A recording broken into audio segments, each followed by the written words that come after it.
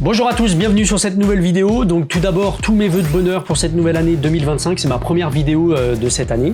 Voilà, et c'est pas n'importe quelle vidéo puisqu'on va reparler des règles d'arbitrage de cette nouvelle année 2025. En tout cas, à partir de cette nouvelle année 2025. Enfin, je dis bien reparler parce que j'avais déjà sorti une vidéo sur la chaîne et d'ailleurs, je m'en excuse, j'ai été un petit peu trop vite. Tout simplement parce que j'ai reçu les nouvelles règles d'arbitrage qu'on peut voir noir sur blanc sur le site L'Esprit du Judo. Et en fait, sur le papier, c'était tellement convaincant et tellement jouissif que je voulais vous partager tout ça avant même que le séminaire du corps arbitral de la Fédération internationale soit sorti. Mais il s'avère que je me suis planté complet. Ça arrive à tout le monde. Non, pas tout à fait, non. Et que je suis déçu au possible et je pense que vous, ça va être la même chose en vue de ce que je lisais dans les commentaires. Voilà, malheureusement, le retour aux jambes, et on le verra dans cette vidéo, ce sera pas forcément possible. Alors, à savoir, les règles d'arbitrage, elles vont être mises en application qu'à partir de c'est-à-dire le mois de janvier, et notamment on va voir ce que ça va donner sur le Grand Slam, le tournoi de Paris qui se déroulera donc à l'Accor Hotel Arena, anciennement Bercy. C'est là qu'on pourra voir un petit peu à quoi ça va jouer toutes ces nouvelles règles. Alors il faut savoir que moi déjà je suis ultra déçu, je m'attendais à beaucoup plus que ça. Et alors il y a des choses bien, il y a des choses moins bien, on va le voir ensemble justement dans cette vidéo. Et notamment je trouve que finalement ils sont en train de compliquer les règles au maximum alors que c'est censé avoir l'effet inverse. Normalement on devait simplifier les règles pour les néophytes et en fait il s'avère que je trouve que ça va être très compliqué, notamment pour le Yuko. Ça sera le premier point abordé dans cette vidéo, mais je vais vous partager l'écran et on va tout de suite voir un petit peu ce que ça donne.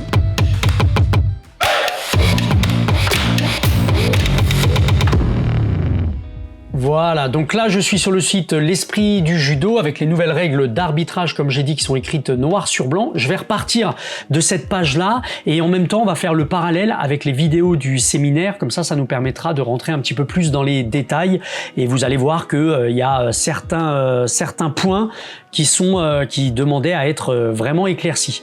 Donc là je commence avec le premier point, c'est le retour du Yuko en Newaza, donc sur une immobilisation à partir de 5 secondes.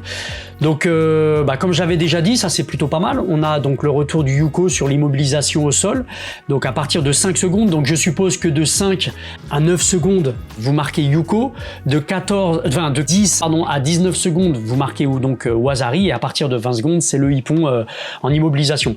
Donc c'est plutôt positif ça, parce que ça va permettre de faire évoluer le Newaza, d'être un petit peu moins passif au sol. Pour les judokas qui n'aiment pas le sol, il va falloir un petit peu plus batailler de ce côté-là pour éviter de se prendre des points malencontreux au sol. Et ça rebondit un petit peu sur les règles du JJB où les points sont comptés à partir d'une immobilisation qui dure pas forcément jusqu'à 15 secondes. Donc ça c'est bien, petite immobilisation, petit point, ça me paraît plutôt positif. Et donc je rebondis tout de suite sur le séminaire. Ce qui n'a pas été noté ici sur le site, c'est que le Yuko est aussi valable debout.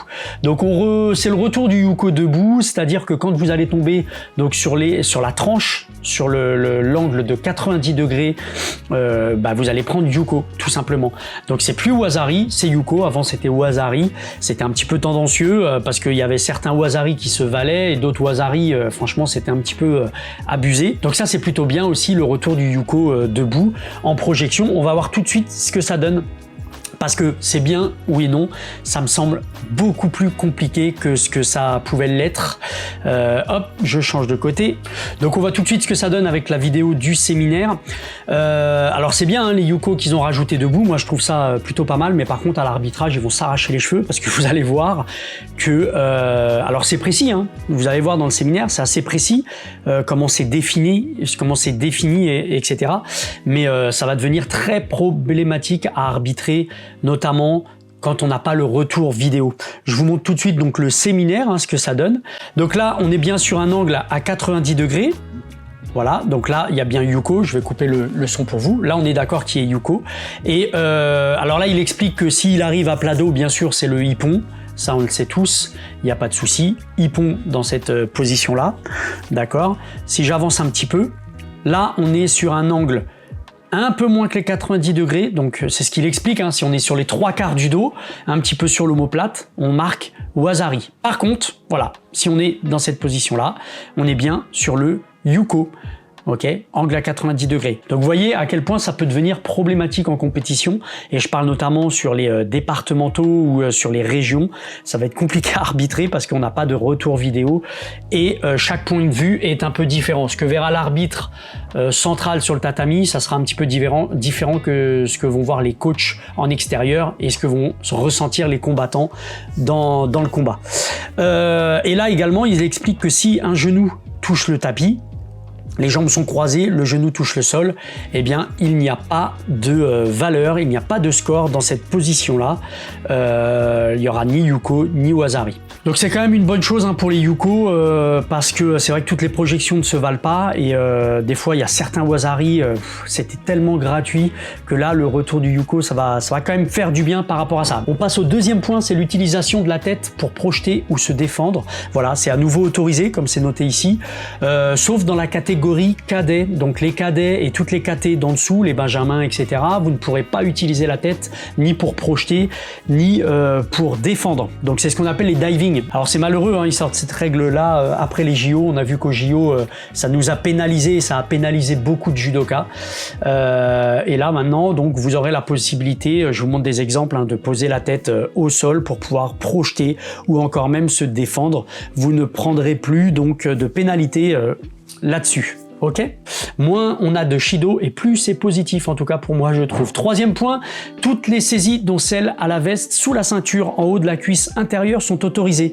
En revanche, si la saisie de la veste en dessous de la ceinture ou en haut de la cuisse intérieure est réalisée de manière négative, un Shido sera donné. Alors c'est important d'éclaircir ce point parce qu'on y a tous cru, moi le premier. Et là je suis extrêmement déçu, vous pouvez le comprendre. On y a cru jusqu'au bout, mais ça ne veut pas dire qu'on a le droit de ramasser les jambes au judo. Malheureusement, en tout cas en France, au Japon, ils ont eu le droit de le faire là sur les derniers championnats. Nous, en France, on n'aura pas le droit. Et je vais rebondir tout de suite sur la vidéo du séminaire pour que ce soit plus clair pour vous. On va voir ce qu'on a le droit de faire et ce qu'on n'a pas le droit de faire. Alors là, c'est importé directement du cosmos, je te le dis tout de suite. Alors, ils ont expliqué dans un premier temps qu'est-ce qu'ils entendaient par la saisie du haut de la cuisse. En gros, voilà, ils sont partis par l'aine interne de la cuisse avec la ceinture pour montrer le tour de la cuisse et jusqu'à où était autorisée la saisie. Et bon, là, ils applaudissent, ils sont heureux. Nous, on ne l'est pas forcément. Hop, je vais mettre pause. Ce qui veut dire que vous aurez le droit de saisir le judogi, que ce soit le pantalon ou le bas de la veste, ce qu'on appelle la jupe. Vous aurez le droit de le saisir que au niveau, en fait c'est simple, c'est matérialisé par le niveau de la jupe, d'accord? Donc vous aurez le droit de le saisir qu'au niveau du haut de la cuisse, sans passer par l'intérieur, sans passer par la cuisse interne. Bravo!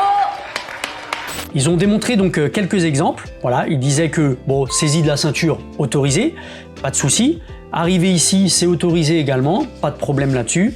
On est content puisqu'on est toujours au niveau du haut de la cuisse. Vous pouvez également saisir le pantalon en passant sous la veste, ça il n'y a pas de problème. Vous pouvez également saisir les fesses, au niveau des fesses, même si vous passez sous le bras, vous pouvez le faire. Et voilà, là il explique que on peut ceinturer à ce niveau-là, On est toujours dans le règlement, on est d'accord qu'on avait vu le niveau du haut de la cuisse, c'était à peu près à ce niveau de la jupe de l'adversaire. Donc ça c'est pareil, des fois dans l'action, ça va être compliqué à arbitrer. Voilà, la main peut descendre au niveau de la fesse, aucun souci, on est toujours sur le haut des jambes, donc ça c'est autorisé. Mais par contre, à partir du moment où je passe sous ma limite, voilà, là je prendrai un Shido et donc la valeur ne sera pas marquée pour la projection. Voilà, donc ça c'est interdit également puisqu'il prend sous la limitation. Donc tout ce qui est Kibizugaishi, vous n'aurez pas le droit de le faire, c'est le ramassage du talon.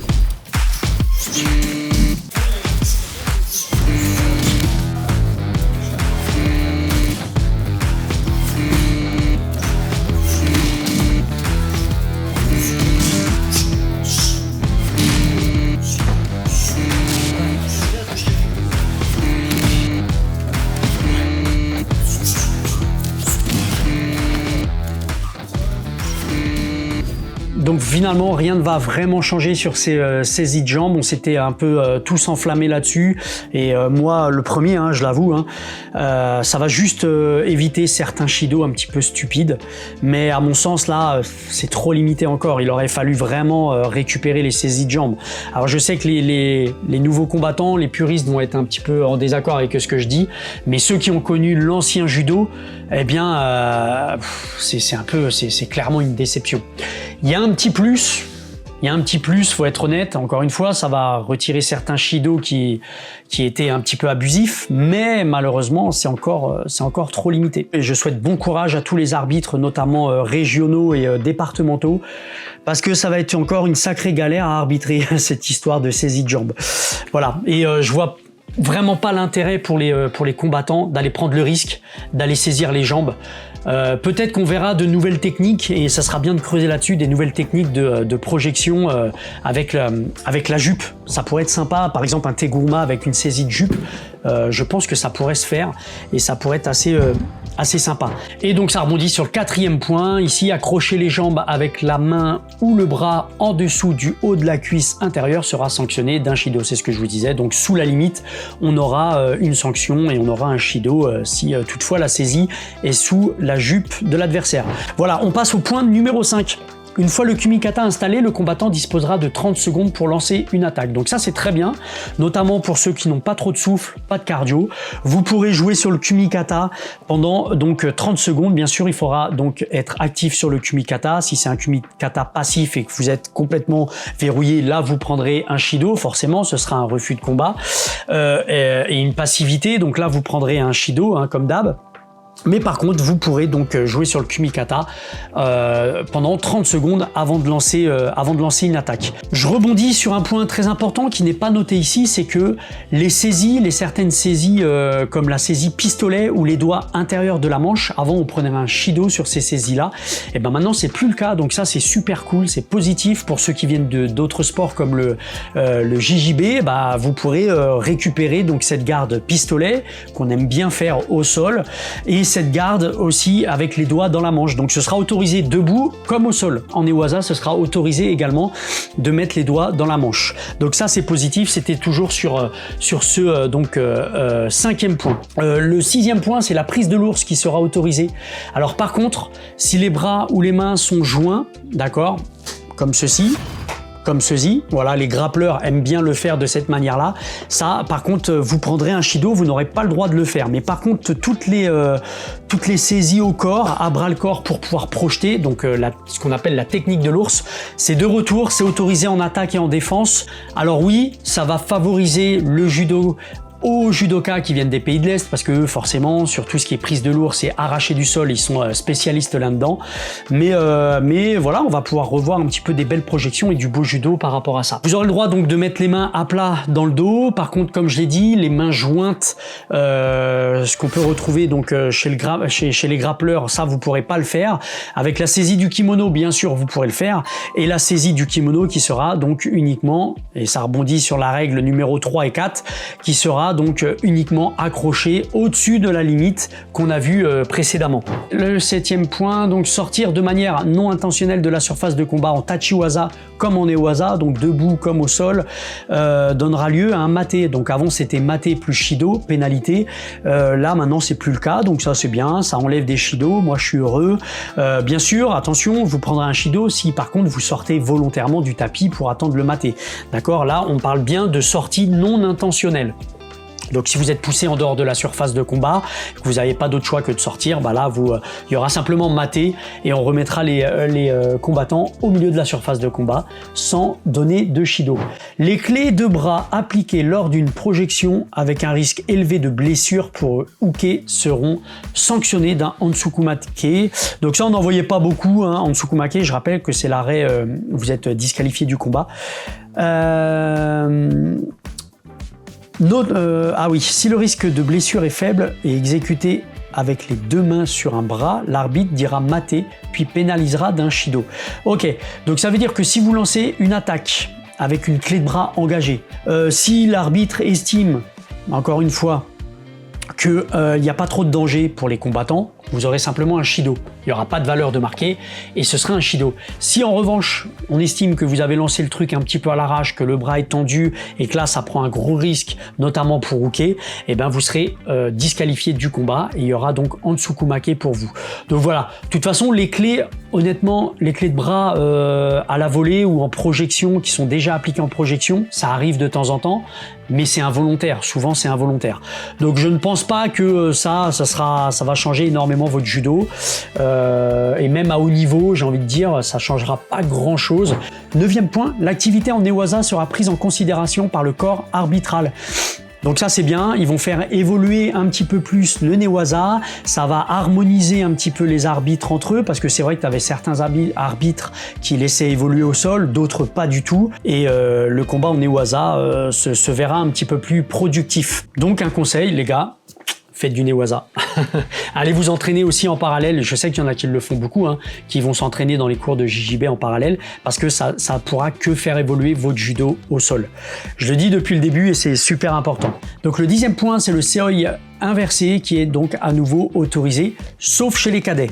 Voilà, donc tout ce qui est catégorie cadet et en dessous, vous ne pourrez pas faire le seoi inversé, malheureusement, et ça sera pénalisé d'un Shido. Alors avant, c'est ce qui se passait, c'était que c'était pénalisé d'un Shido pour tout le monde, le seoi inversé que vous voyez là en parallèle. C'est le seoi coréen, voilà, c'est les Coréens qui avaient créé ça. Je vous renvoie d'ailleurs vers une vidéo, j'avais fait toute une vidéo sur ce seoi que je trouvais super intéressant, moi j'aimais bien le faire, jusqu'au jour où ils l'ont retiré de l'arbitrage. En tout cas, vous preniez Shido maintenant si vous faisiez ce seoi. Ce qui était un petit peu dommage parce que pour moi c'était clairement un mouvement de judo, quoi. Voilà, une belle rotation, un bon contrôle de tout le haut du corps avant la projection, sauf que on tournait dans le sens inverse du seoi classique. Voilà, je vous mets la vidéo, comme ça si vous voulez commencer à l'étudier et à la pratiquer, il y avait plusieurs variantes et je vous montre tout ça dans cette vidéo, donc je vous mets le lien dans la description. Alors ma petite conclusion, qu'est-ce que je peux dire?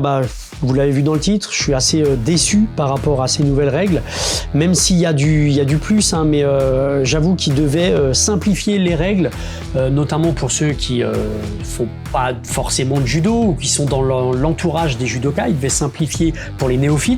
Et finalement, je trouve qu'ils compliquent au maximum certaines règles, même si voilà, les règles comme le yuko sont assez positives, hein, le rajout du yuko, que ce soit debout ou au sol. Mais alors au sol, c'est compréhensible, pas de problème, c'est assez clair. Mais par contre, debout, voilà, on te rajoute des éléments de langage qui ne sont pas forcément compréhensibles pour ceux qui sont à l'extérieur du tatami. Ça va être vraiment à l'appréciation de l'arbitre de juger si c'est un yuko, si c'est un wazari, si il y a eu ippon, si finalement il n'y a pas eu de point parce qu'il a un genou qui a croisé, une jambe qui a croisé, un genou qui a touché le sol. Bref, ça va être un petit peu le calvaire, notamment pour les petites compétitions et notamment pour les compètes départ. Même si il est vrai que le retour du yuko et l'annulation de certains Shido, ça va nous permettre d'éviter les golden scores interminables où il fallait justement balancer des Shido un petit peu gratuitement pour pouvoir faire avancer le combat. Donc ça, c'est plutôt positif de ce côté-là. Et puis bien sûr, ma grosse déception, c'est la saisie des jambes. Voilà, j'y ai cru encore une fois, hein, mais donc pas de saisie de jambes comme on l'entend. Ça va pas forcément faire évoluer le judo. On va encore une fois éviter certains Shido. Donc c'est plutôt positif par rapport à ce qu'on avait avant, mais je suis déçu.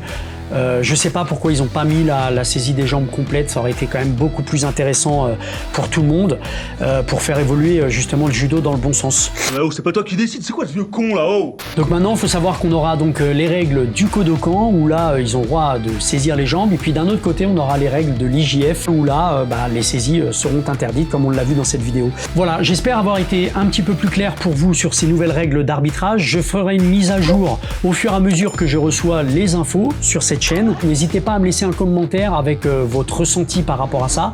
Est-ce que c'est plutôt positif ou pas pour vous? La semaine prochaine, je serai en live. On pourra également en parler. Donc le mardi 14 janvier, je serai en live de 19h à 21h. Je poste ça très rapidement. Mais n'hésitez pas aussi à être au rendez-vous. Et puis on pourra en parler ensemble pendant ces 2 heures de live sur la chaîne YouTube Dojo System. Voilà. Merci à vous d'avoir regardé cette vidéo jusqu'au bout. Je vous souhaite encore une fois une bonne année, une excellente année 2025, que ce soit sur le plan sportif, personnel, familial, etc. ou même professionnel. Bonne année à vous et on se retrouve bientôt, notamment mardi prochain pour le live. Allez, à bientôt. Ciao, bye bye.